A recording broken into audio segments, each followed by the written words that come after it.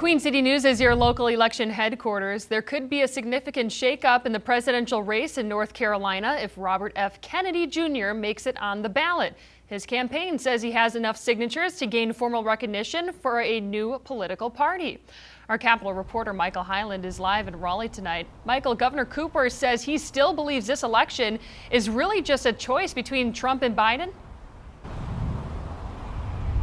Yeah, when I asked the governor about this today, he called Kennedy a spoiler. And even if Kennedy only gets a small percentage of votes, it could be enough to affect the outcome.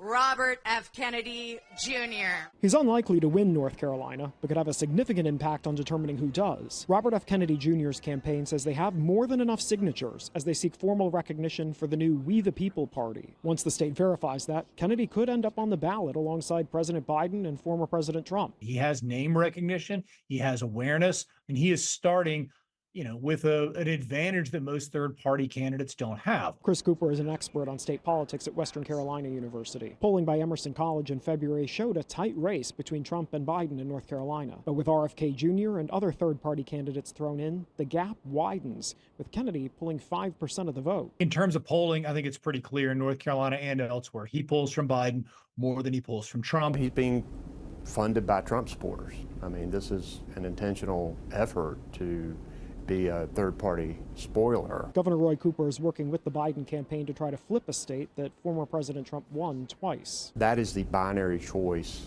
that the American people have. I think a lot of people haven't wrapped their minds around the fact that that's where we are once again, but we are. Kennedy's campaign responded saying he's running against, quote, deeply unpopular opponents and that the country's political system no longer runs on binary choice. A super PAC supporting Trump called Kennedy a far-left radical, but Trump has also suggested he thinks Kennedy will pull votes from Biden.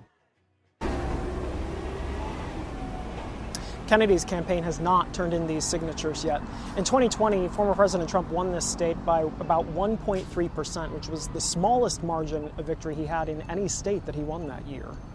Live in Raleigh, Michael Hyland, Queen City News.